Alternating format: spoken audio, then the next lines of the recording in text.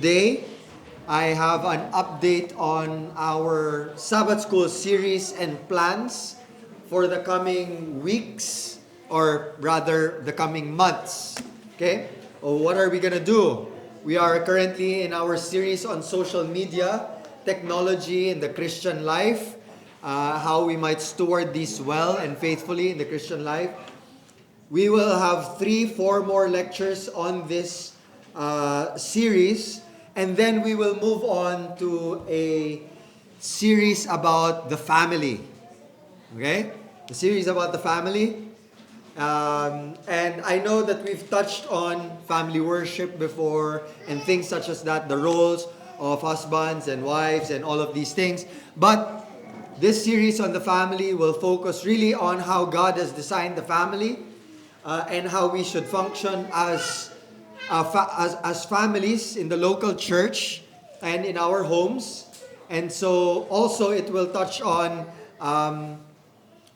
the pursuit of marriage, preparation for marriage para sa ating mga single men and women here. But yeah, that will be the next series in about 5 to 6 weeks time. All right? So after our series on social media, we will look into the family and its design.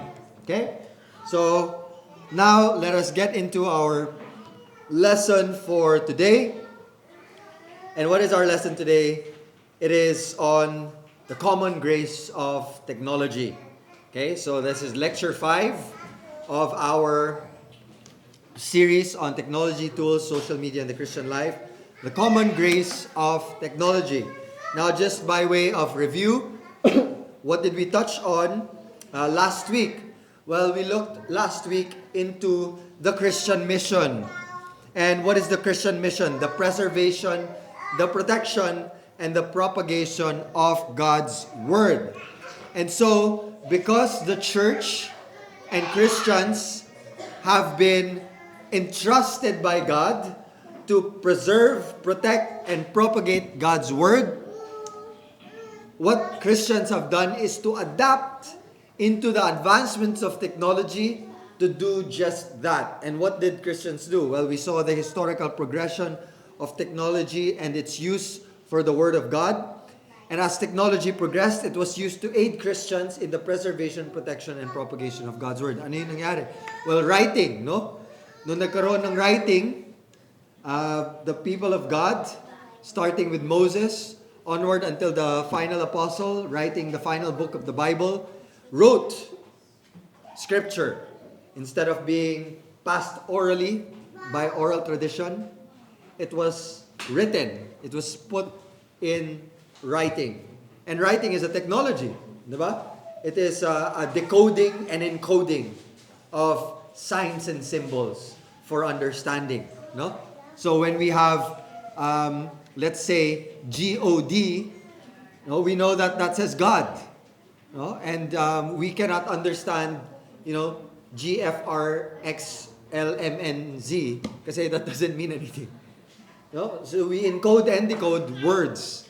And that is what writing has done. And then writing was put into scrolls, no? Scrolls that had different sizes. And so yung una nating mga manuscripts, the first very autographs, no, yung tinatawag na autographs, yung mga sinulat ng apostles, were written on scrolls. And then nagkaroon ng codex, something like this but smaller, no? Multiple pages, you could write on both sides. And so the codex was created, and then nagprogress in the Middle Ages, yung stained glass, yun yung ginawa nilang way of teaching the gospel story even during the time of now illiterate yung mga tao. And then merong printing press.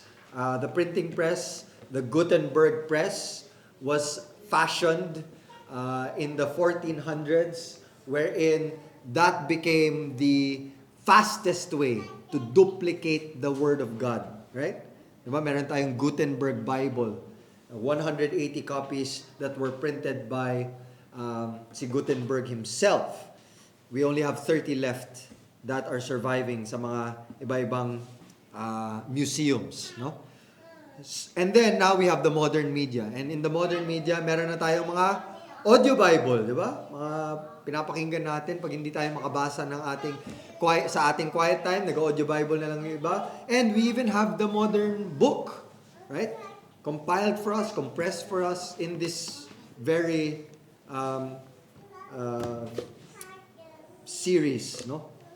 So, what are the lessons that we learn from advancements in technology? Well, we learned that we should learn the downside of these advancements. Ano yung downside? There was a time wherein scribes wrote every letter very carefully. Nung nag-advance na, dahil mas madali na makasulat, there were scribes that were more careless, no, with writing.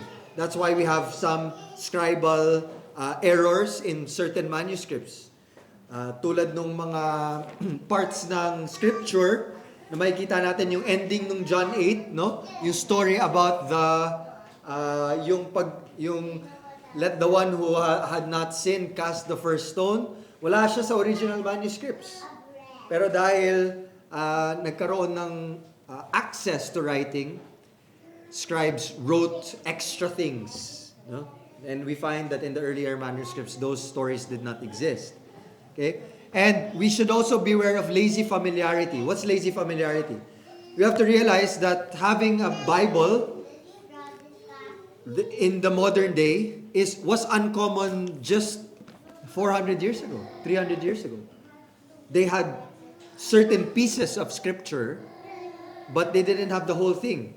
But many of them meditated on the word more than we do today, even if we have access to the whole scripture. Why? Because there is a lazy familiarity, no, that happens. And so we should avoid that. We should take this as a privilege, and we should remember to use our Bibles well. Okay? Rise and fall of literacy affects Christians. What does that mean? Well, since God has written His Word, literacy affects understanding. Right? Ito yung means ng Diyos. Sinulat niya ang kanyang salita. That's why you understand now. For example, in the 1500s, 1400s, even until the 1700s, people who studied classically, who were educated classically in logic, in grammar, in things such as this, even critics of the Bible during that time were much smarter in terms of scripture than many of modern Christians. Why? Because literacy during that time, they focused very well on understanding grammar, logic, and all of these things. Ngayon, ano na nangyayari, no? Sa kaka-TV natin, bumabalik na tayo dun sa Middle Ages. People can't read anymore. People can't sit down and read for 2 hours, 3 hours straight. And that's unfortunate. So literacy really affects Christianity. And so we must bring that back into our households, right? And faithful adaptability is by God's grace. Nung nag-adapt yung mga Christians in the Middle Ages, creating stained glass to share the gospel, that's the grace of God, no, the wisdom of God. And so we also adapt these days to the other mediums to help the gospel message spread. Okay, so now, what do we have now? Well, what we have now is the understanding of common grace. Okay, ano po yung common grace? Okay, what is common grace? Well, common grace is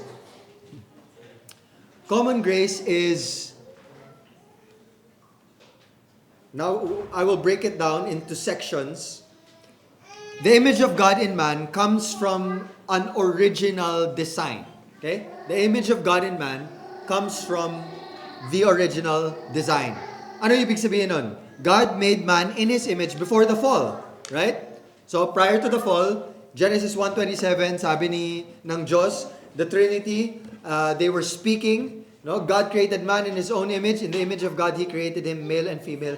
He created them. Bakit? Sabi nung triune God, let us make man in our image, according to our likeness. No? So, He created them thus. Right? So, being made in God's image, man is unique as opposed to other creatures. Sabi ni John Murray, the divine image defines the distinct identity of man. Okay? So, what shall we say? What are we? We are images of God, right? Na yung tinatawag nating imago Dei. No, so every person is imago Dei, is an image of God. No, sinasabi natin yan. We acknowledge that. There is, in fact, a growing theology these days na sinasabi na ang hindi daw Christian, hindi daw siya image bearer ng Diyos. That is, of course, false. No, the Scripture does not teach that. But what happens after the fall? Not that the image of God in man is completely destroyed, but it is distorted. Okay, the image of God in man after the fall. What happens here? God's image in man is not completely lost, but it becomes a distorted image. So, parang ganito. Imagine this. There's a painting that was painted by a painter. And this painter painted a self-portrait. No? Self-portrait. And then, someone came in and scratched that painting, broke that painting, cut it in different areas. So what has happened? What has happened is, it's not that the painting itself is no longer a self-portrait, but it is destroyed. It is marred. It has been damaged. So in the same way, an unbeliever, or every person born in this world for that matter, doesn't mean that they are no longer image bearers of God, but they are a distorted image. Okay, distorted image sila. Now, how does the distorted image of God in man, how is it restored? It is restored through redemption, through Jesus Christ. Right? So, only believers can be restored image bearers. Everyone else are distorted image bearers. Okay? So Ephesians 4:24 says this, and put on the new self, which in the likeness of God has been created in righteousness and holiness of the truth. Colossians 3:10 also says, and have put on the new self, who is being renewed to a true knowledge according to the image of the one who created him. Right? So now we see that if your image was distorted by sin, okay, how do you restore that? The only way is by coming to Christ. Because Christ came to restore the perfect image of God in man. Okay? So, when we say image of God, what do we mean? Representation of God in the world. Okay? So, a king would imprint his image on coins so that the bearers of those coins can remember that they are representing this king. Right? So in the sense, ganun din tayo. We bear the image of Almighty God, our Creator. However, because of sin, we are not bearing His image faithfully. Right? The only way to do that again is to be redeemed, to be saved. Right? Because Jesus Christ is the perfect image of God. He's the image of the invisible God. No? The scriptures tell us. And so when we are one with Christ, united with Christ, we restore that image again. Okay? So the point is, humanity in sin retains the image of God distorted, necessitating redemption in Christ to be restored in perfection. Okay? Ibig sabihin, pag nagsisin tayo, do we represent God as we should? No, definitely not. When we sin, we do not represent God at all. Right? So, how can we represent God faithfully? By being saved in Christ. By being redeemed in Christ. Okay? Now, when we look at fallen man, what we see is fallen man was stripped away of all supernatural graces. Bakit? Tingnan natin si Adam. What did Adam have? Adam had fellowship with God.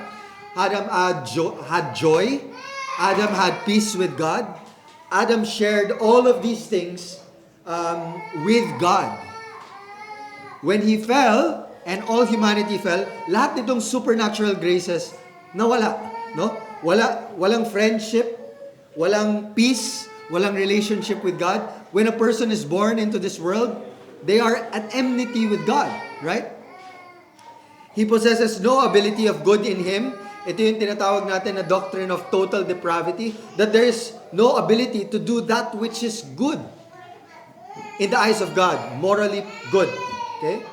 And all faculties of humanity is affected by sin. Our desires, our thoughts, our actions, diba? They are affected by sin. So, fallen man is stripped of all supernatural graces. However, this is where common grace comes in. Fallen man retains the reception of natural graces despite being stripped of supernatural graces. What does that mean? Man can reason, right? Man is able to reason, is able to think. Man has a mind, right? So though human sinful reason is distorted, it is able to think, okay? To reason out. Man receives from God gifts in a general sense. Okay? We'll touch into that even more later on. And also, man is able to have a sense of what is good despite being naturally sinful and radically corrupted. Bakit? When we go to various places na hindi laganap ang Christianity, people still know or people still have laws condemning things like murder, right? Condemning things like adultery. Why? Because there is a sense of what is good and right, even if humanity is unable to fully do what is good and right. Right? So, the point is, fallen man loses the heavenly and spiritual but retains the distorted earthly. Yan po yung tinatawag nating common grace. Sabi ni John Calvin, this is quite a long quote, but follow me here. This then is the distinction that there is one kind of understanding of earthly things, another of heavenly. I call earthly things those which do not pertain to God or His kingdom, to true justice, or to the blessedness of the future life, but which have their significance and relationship with regard to the present life and are, in a sense, confined within its bounds. I call heavenly things the pure knowledge of God, the nature of true righteousness, and the mysteries of the heavenly kingdom. The first class includes government, household management, all mechanical skills, and the liberal arts. And the second are the knowledge of God and His will, and the rule by which we conform our lives to it. So, why is it that every culture, every kind of people, they have a sense of God? No? They have a sense of the divine. But they don't know Him truly. Okay? Why? Because they still retain reason. No? They still retain logic. They still retain that when they look at creation, there must be a creator. However, they do not know who He is. Right? They do not know things of divine revelation until they read the book, the scriptures. Okay? So the main point is, what I'm trying to drive at as we look into this is God's common grace is His goodness, mercy, and providence, which extends to all humanity, irrespective of spiritual state. So whether believer or unbeliever, a person receives common grace. Yung tinatawag natin na common grace. Bakit common? Kasi hindi siya as opposed to uncommon, it is as opposed to supernatural or special. Common as in common to all humanity, whether believer or unbeliever. Bakit? Ano yung special grace? Well, special grace is saving grace. The knowledge of God's will in its pure form. No? The illumination of the Holy Spirit. Salvation and forgiveness of sins in Christ Jesus. Yun yung special grace. Pero merong common grace shared to every person, irrespective of their spiritual state, whether believer sila or unbeliever. Sabi ni John Murray, every favor of whatever kind or degree falling short of salvation, which this undeserving and sin-cursed world enjoys at the hand of God. Yan yung common grace. Why is it that an unbeliever can enjoy traveling the world? Can enjoy the beauty of creation? Diba? Tingin sila, this is God's world. Titingin sila sa mga bundok, titingin sila sa seas, sa sunrise, sa sunset, and they can say, wow, this is beautiful. Why? So God has common grace. Right? Bakit sila may pagkain? No? Food, shelter, clothing, it's common grace. Okay? So, is common grace biblical? Well, we'll see as we survey the Bible in terms of what it teaches to us about common grace. Psalm 145 verse 9, "The Lord is good to all, and His mercies are over all His works." So the goodness of God, as we see here, extends to all, right? Both covenant people and those outside. All His works have a sense of His mercy. So yung mercy ng Diyos, sa ating mga believers, no, if you're a believer here, it's apparent, no? You wake up in the morning, that's God's mercy. Like you have food in your table, that's God's mercy. You breathe the air that you breathe, that's God's mercy. Now, an unbeliever may have the same things. They may wake up in the morning, they may have breakfast on their tables, and they breathe the same air. But it's not apparent to them that that's the mercy of God. Right? It's not apparent, but we both share the same things. Right? Unbelievers are able to experience the works of God, which contain His mercies, even though they don't acknowledge it. Right? The atheist, the voice that an atheist uses to argue against God was given to him by God. The very breath that he breathes to blaspheme God was given to him by God. So he has a common grace and has a common mercy, even to those who are sinfully wicked. Okay? Psalm 145:9. Next, Ezekiel 18:23. "Do I have any pleasure in the death of the wicked, declares the Lord God, rather than that he should turn from his ways and live?" So human death of the unsaved is not pleasing to God. No?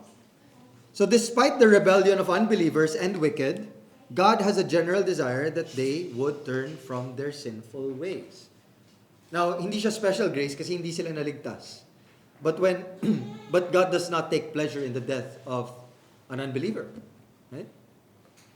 He will judge them righteously and according to justice. But He doesn't take pleasure in them in their death. Right? Acts 14:16-17. "In the generations gone by, He permitted all the nations to go their own ways, and yet He did not leave Himself without witness, in that He did good and gave you rains from heaven and fruitful seasons, satisfying your hearts with food and gladness." Sino yung kausap dito? Kausap dito mga unbelievers. No? And ang sinasabi ni Paul dito is that God had permitted nations to go their sinful ways, go their sinful directions. However, He did not leave Himself without witness, without a preacher. And what was the preaching? The rains from heaven, the fruitful seasons, satisfying the hearts of unbelievers with food and gladness. Common grace. Towards unbelievers, they were able to eat, they were able to enjoy fruitful seasons, harvests, and their hearts were genuinely gladdened. And bigay yun ng Diyos sa kanila, although they did not give thanks to Him. But it was given by God. Right? And it's the same even today, di ba? Meron tayong mga kilala, mga perhaps friends natin, perhaps family natin, nagfo-flourish yung buhay nila, very successful sila sa kanilang mga trabaho, and very well off sila, no? And minsan sinasabi, parang nagtataka nga tayo, bakit siya yung unbeliever, siya pa yung binibless ng Diyos, ganyan. Bakit? Kasi may common grace. No? Nagiging well-off sila, wealthy sila, perhaps. No?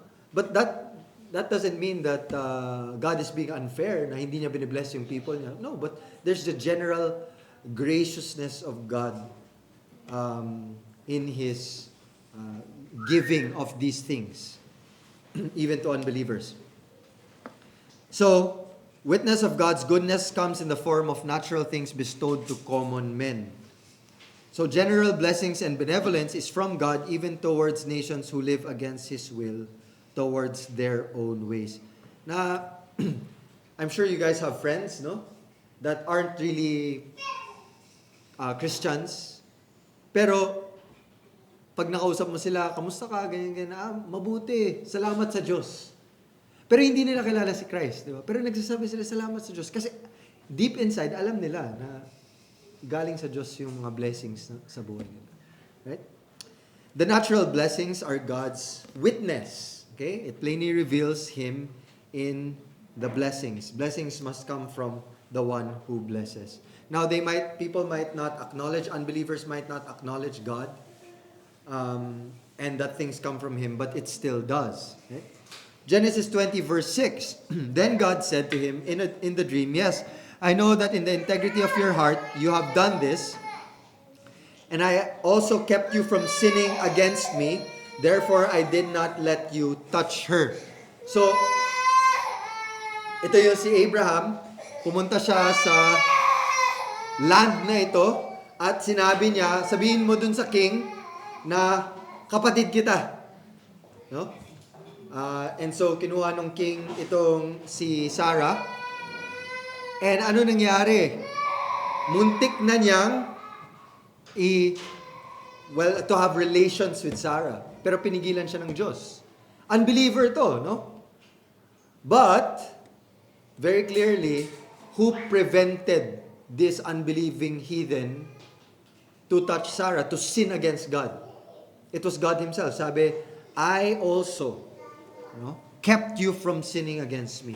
So God sovereignly restrains sin even in unbelievers. Why are unbelievers not as bad as they could be? Why, if we're all totally depraved, why are we not all Hitler? Right? Why are we not all the worst of the worst? Because even in unbelief, God restrains sinners. Common grace. So God can place a restraining hand even over those who oppose His will in their hearts. Luke 6:33, If you do good to those who do good to you, what credit is that to you? For even sinners do the same. Kita natin, even sinners do good to those who do good to them. So, the natural man's ability to do civic duties to the people around them comes from God's common grace. Why? Because even an unbeliever, a sinner, will love their child. Diba? Papakainin nila. I-nurture nila. No? Now, there are unbelievers who neglect their children, but that doesn't mean that there are not those unbelievers who do genuinely care for their children, right? Or for their spouse, right? So merong common grace doon. Sinners do the same. They do good to those who do good to them. Romans 13:1-4, nakita natin dito yung government. Every person is to be in subjection to the governing authorities, for there is no authority except from God, and those which exist are established by God. Therefore, whoever resists authority has opposed the ordinance of God, and they who have opposed will receive condemnation upon themselves. For rulers are not a cause of fear for good behavior, but for evil. Do you want to have no fear of authority? Do what is good, and you will have praise from the same. For it is a minister of God to you for good. But if you do what is evil, be afraid, for it does not bear the sword for nothing. For it is a minister of God, an avenger who brings wrath on the one who practices evil. Okay? So yung civil magistrate, yung civil authorities, yung gobyerno, yung authority nila, where does it come from? It comes from God. Right? Their ability to rule authoritatively towards the good behavior of its citizens come from God. Also, their ability to administer judgment and justice to wrongdoers. Diba? They punish what is evil and reward what is good. Right? Supposedly, now, there are corrupt governments, of course, that do the opposite. But, supposedly, the authority to be able to punish what is evil and reward what is good comes from the fact that it is God who has organized the civil government. And lastly, Matthew 5:44-45. This is the most common passage of Scripture used when talking about common grace. I say to you, love your enemies and pray for those who persecute you, so that you may be sons of your Father who is in heaven. For He causes His sun to rise on the evil and the good, and sends rain on the righteous and the unrighteous. Okay? So, there is sun for the evil and for the good. And there is rain for the righteous and for the unrighteous. No? So, pagka umulan, pag sobrang init tapos umulan, Tapos naglakad ka sa labas, hindi naman yung believer lang yung may ulan sa taas, di ba? Tapos yung mga unbelievers wala. Or pag sobrang lamig, tapos nag-shine na yung sun, ay yung believer lang yung na aarawan. No. God causes His rain to fall on the righteous, the unrighteous, His sun to come down upon the good and the unjust. Okay? So natural blessings are good, distributed fairly, both to believers and unbelievers alike. The main point of this is the scripture teaches us that there is a common grace for all humanity, distinct from special, saving, and covenantal grace. Okay? So, why is this so important? Why did we go through this kind of unfolding and unpacking of common grace? Because we must understand also, as we study technology, that technology is common grace.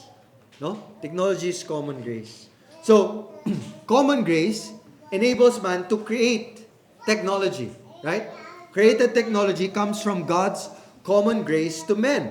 Sabi ni John Calvin, as he was commenting on the arts, no? Then follow the arts, both liberal and manual. The power of human acuteness also appears in learning these because all of us have a certain aptitude. But although not all the arts are suitable for everyone to learn, yet it is a certain enough indication of the common energy that hardly anyone is to be found who does not manifest talent in some art. There are at hand energy and ability not only to learn, but also to devise something new in each art or to perfect and polish what one has learned from a predecessor. So, think about it this way. Yung art is not something that can be explained, no, in the way that the naturalists would explain it. Because all of us, when we look at art, alam natin in some way or another, yung magandang art and yung pangit na art. No? Meron mga nauuso ngayon, na yung, hindi ko alam kung nakita niyo na yun, yung sa-stack sila ng mga bucket ng mga sand. Tapos ipupull nila yung plug dun sa pinakamababang bucket. Tapos mahuhulog yung lahat ng nakastack na buckets. Tapos yun na daw, magpapalakpakan na yung mga tao, art na daw yun. Now, people, when they look at that, alam nila, that's bogus, that's ridiculous. Tapos meron pa isa, yung maglalagay sila ng paint, halo-halong paint sa isang parang container, tapos nakatali siya, and then iikot nilang gano'n, tapos tatanggalin nila yung plug sa baba, tapos gagawa lang ng circles yung paint, tapos yun na daw yung art. And everybody knows, that's not art. That's kalokohan yan. People know that. Why? Because there is a natural inclination of the mind towards things to perfect and polish what once was learned from a predecessor or to make our own that is beautiful. Now you see someone, for example, who draws a portrait and mukhang picture. And you know, ang ganda niyan, ang galing, it's so beautiful. Why? Because there is a common understanding of arts and things such as this. So, the principle of devising something new in art or polishing what is learned from predecessor applies greatly to what we conceive as technology, tools, and its advancements. Diba? Naalala niyo, sino pa nakakaalala dito ng floppy disk? May mga tao na dito hindi na nila alam yung floppy disk. Nakakaano naman. Okay, sige, tumatanda na talaga tayo, no? So, yung floppy disk, may nakikita pa ba kayong ganyan ngayon? Wala pa atang, ilang kilobytes ba yung na-contain ng isang floppy disk? Sobrang liit. 18 kilobytes. So, ngayon, ang isang terabyte ay nagko-contain na sa isang ganito kaliit, no? 1 terabyte, even 3 terabytes, 5 terabytes na mga... Dati yung floppy disk, mas malaki pa dun sa external hard drive na ginagamit ngayon. Now, how is that possible? Because art and technology advances as a person improves upon what a predecessor has created. That's common grace. No? So dati yung cellphone, sino na ano dito? Sino yung may beeper dito noon? Sino may, may mga may beeper. Konti na lang. Konti na lang yung may mga, konti na lang yung mga may beeper, no? So, ngayon, yung nagagawa ng cellphone natin, napaka-advanced na. Whereas yung beeper, di ba, ano lang ba yun, magbe-beep lang siya. Tapos, alam mo kung sino yung nagtatry mag-contact sa'yo. So, nakakatawa, no? So, very interesting. Tapos yung cellphone before, ganito kalaki. No? Parang Motolite pa yung baterya. Ganyan kalaki. Tapos, di ba, nakakahiya siyang dalhin. Ngayon, yung cellphone ngayon, hindi mo na nga mahanap kasi sobrang liit, di ba? So, why? Because there is something of a common grace that God has bestowed upon creators of these things to be able to improve upon the technology. And there is a estimate na every 2 years nagdo-double yung pag-advance ng certain chips and all of these things. So, yung dating ganung chip, after 2 years, mag-half na siya ng size. Kaya, palit na palit yung chips, di ba? Sobrang bilis ng advancement sa every 2 years na nangyayari. So that principle applies to technology and tools, right? Universal human abilities to create is God's common grace to men. So John Calvin again on Arts and Sciences says this, hence with good reason we are compelled to confess that its beginning is inborn in human nature. Therefore this evidence clearly testifies to a universal apprehension of reason and understanding by nature implanted in men. Yet so universal is this good that every man ought to recognize for himself in it the peculiar grace of God.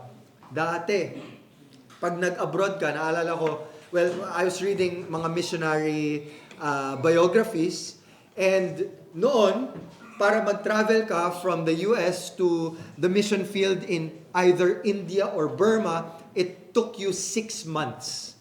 No? 6 months. Tapos, merong mga nagkakasakit on the mission field, and what would they do? They would go back home. No? Si Adoniram Judson, yung kanyang wife, si Ann Judson, nagkasakit. And she needed to recover. And so she took the 6-month trip back to the US and stayed there for 2 years because it takes so long to get back. No? Ngayon, tayo, pag nagkasakit tayo, isang eroplano lang, nasa Singapore na tayo, no? Kasi dun yung, kumari, may doktor doon na kailangan natin kitain. It's that fast. It takes 3 hours or less. Now, it took 6 months from India to the US before. Because you had to take so many stops. The ships had to get more supplies and all of these things. Why? The advancement of the technology is so quick and develops so well, right? And not all of this is Christian-made. This is advanced by many people who are not Christians. So, the ability to create and the result of such creations can be attributed to the grace of God common to all humanity. Ang nakikinabang ng ang fast travel ngayon via airplane na hindi na nagtitake ng ships, sino nakikinabang yan? Both believer and unbeliever alike. So that is common grace. Right? Technology is common grace. Now, we can send people to missionary fields. I have a friend who was a missionary. They attended here last week. They're from the US. And they took a 2-3 month or 2-month break in the US last year, and then came back just like that, right? Which was impossible during the time of Adoniram Judson, William Carey, and these famous missionaries, right? So we see that there are graces of God to all humanity. Both believer and unbeliever are able to use human faculties to produce technology. Secondly, no progress in technology is possible apart from common grace. Human inclination and enslavement to evil would be enough to destroy all common good in society. Common grace restrains that evil and gives men a genuine desire for advancements that may benefit fellow men. Kasi kung walang common grace, we would only create technology that will destroy us. That's the truth. You know, as evil as we are, as depraved as we are, as sinful as we are, if common grace did not exist, we would simply create things for the detriment of society. But there are genuine creations. that are for the benefit of humanity, no? Hashtag faith in humanity restored, di ba? Lagi natin nakikita yun sa social media. Kasi may mga creations talaga at may mga ginagawa ang mga tao na to the benefit of their fellow men. Not because they are pure in heart, but because there is common grace. No? Mga medicines, no? Industry, engineering are all helped by common grace. Okay?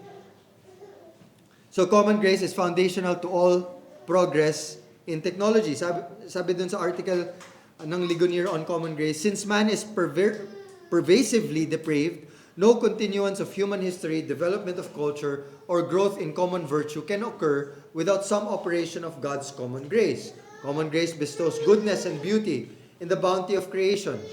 By it, God bestows goodness to the unregenerate, enables them to want to do acts of common goodness, and produce non-saving influences of biblical truth on the minds of the unregenerate.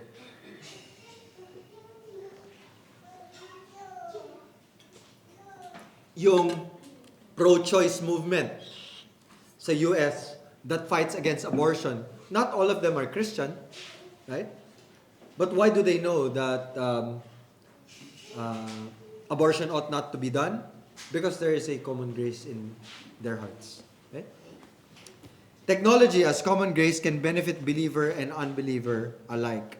Even non-salvific benefits are aided by God's Spirit. Romans 1:20, for since the creation of the world, His invisible attributes, His eternal power, divine nature have been clearly seen, being understood through what has been made, so that they are without excuse. Creation naturally bears the influence of benevolence from God. Okay? The results of human innovation has the marks of God's natural creation. Sabi ni Tony Reinke, the world's great inventors, or innovators rather, who are working right now in a lab or factory or hangar or space station exists by divine appointment. God is the genesis of human innovation and the creator of human inventors. Before there are makers, makers are made by God. Ano yung mga interesting ideas that help this? Na kung alam niyo yung Teflon, no? Yung Teflon, ano siya, non-stick pan siya. Na ginagamit siya na pagka nag-break ka ng itlog dun sa Teflon kahit walang oil, 'di ba dudulas siyang ganyan. Now, recently there have been studies that show that it's actually poisonous. Yung Teflon is actually very bad for your health. Kahit maamoy mo lang yung heat that comes out of Teflon pans, ano siya, nakakalason siya. So ngayon, may mga gumagawa, not Christians, but may mga gumagawa ng mga non-stick pans na BPA-free, PFA-free, all of these things. Now, why do they care about that? Why do they care about making something that is not toxic for humanity? Because merong common grace, no? Sa puso ng tao na to make something better and innovate something better for the common good of the people around them. So very interestingly, kita natin dito that even those advancements, small as they are, work for the benefit of people. So the benefits we reap from things made through, or innovations or technology made through the abilities of fallen image bearers, are the results of God's natural influence upon the created world. Again, John Calvin says this: we ought to understand the statement that the Spirit of God dwells only in believers, Romans 8:9, as referring to the Spirit of sanctification through whom we are consecrated as temples to God, 1 Corinthians 3:16. Nonetheless, now listen to this, nonetheless, God fills, moves, and quickens all things by the power of the same Spirit, and does so according to the character that He bestowed upon each kind by the law of creation. But if the Lord has willed that we be helped in physics, dialectic, mathematics, and other like disciplines by the work and ministry of the ungodly, let us use this assistance. See there, na we should not shun everything that was made by an unbeliever. Because we have to recognize that there is the influence of the Spirit, not in the heart of the unbeliever, but in common grace that makes it so that there are technologies simply that are beneficial to us, though it may be created by the ungodly. Right? There are benefits in cell phones. No? Yung mga dating, naalala nyo pa yung long distance call, ang mahal nun. Ngayon, ano na lang, may Messenger, may Viber, meron pang FaceTime, di ba? Video call pa ngayon. Naalala ko, I forgot my age, pero sinabihan ako ng kaibigan ko, alam mo ba, kailangan mo na lang ng internet, meron na yung, pwede ka na mag-call and text, kahit sa US, na libre lang. Viber yung tawag. Sabi ko, walang ganun. Wala namang ganun, imposible, mahal-mahal ng long distance eh. Tapos yun pala, totoo na. No? Ngayon, laos na yung Viber. Iba-iba na, lahat na merong, di ba, video call, and you can see relatives from abroad, no? That before, it took months to get your letters to them. Right? And so, let's heed what John Calvin is saying here. If the Lord has willed that we be helped, tayong mga Kristiyano are helped in physics, dialectic, mathematics, and other like disciplines by the work and ministry of the ungodly, let us use this assistance. Okay? So, application. We can appreciate the common graces of technology even if they're created by wicked men. Arts, sciences, innovations, and advancements can be applauded and enjoyed by the believer even if it was made by heathen unbelievers due to common grace. Okay? Meron time na nagdesisyon ako na hindi na ako makikinig ng secular music ever. Christian music lang. So, I had the wrong understanding of common grace. I had the wrong understanding of these things. Because as Christians, we can appreciate music and arts and all of these things whilst also holding fast to our convictions. Now, of course, there's music that's clearly not beneficial to you. Like, hindi ko na sasabihin na si Taylor Swift yun. But there are musics that we can enjoy, truly enjoy, created by unbelievers. Diba? Na maganda talaga. Because of the artistic nature of it. If you want to listen to Taylor Swift, you can listen to her. Nag-joke lang ako. Meron siyang mga songs na hindi okay. Yung sabi ko lang. And then, secondly, we can cooperate with unbelievers in technology. Now, yung frequently misused passage na wag tayo let us not be unequally yoked to unbelievers. Ang sinasabi nila, kahit sa negosyo, wag mo gawin yan, kahit sa innovation, ganyan. Well, that's not necessarily true because there is a common kingdom and there is the kingdom of Christ. We ought not to cooperate with unbelievers in the kingdom of Christ. Things such as marriage, things such as membership in the local church. Unbelievers are not welcome in those spheres. But with common innovation and things such as that, we can cooperate with them. No? A believer and unbeliever can cooperate in aspects of technology for as long as it is benevolent and does not cause compromise. No? It is not done for evil or for the sake of sin. We must improve upon our use of technology in ways that unbelievers are unable. Okay? So, ito yung maganda dito. Believers can use technology to the glory of God in a way that an unbeliever cannot. Though believer and unbeliever may share the same technology, a believer can use it for the glory of God, while an unbeliever cannot. The common is sanctified in the hands of a believer. So, ibig sabihin, yung function ng phone, iba siya pag hawak na siya ng Kristiyano, at iba siya pag hawak siya ng heathen. No? We use it differently. We can use it in a sanctified manner. No? The same phone that an unbeliever might use to scam people, to watch pornography, to do all of those things, an unbeliever can use it for the edification of the saints, for posting on social media about rich truths and things such as that. Okay? An unbeliever who uses their phone and is consumed by it the whole day for 8 to 10 hours, doom scrolling, a believer can use it in a sanctified manner to share, the gospel or good things such as that. So we must improve upon our use of technology. Again, when we started this series, we weren't coming into this series as anti-technology or anti-social media. We were coming into it by a sanctified attitude. Let us sanctify it with our use and use it well for the glory of God.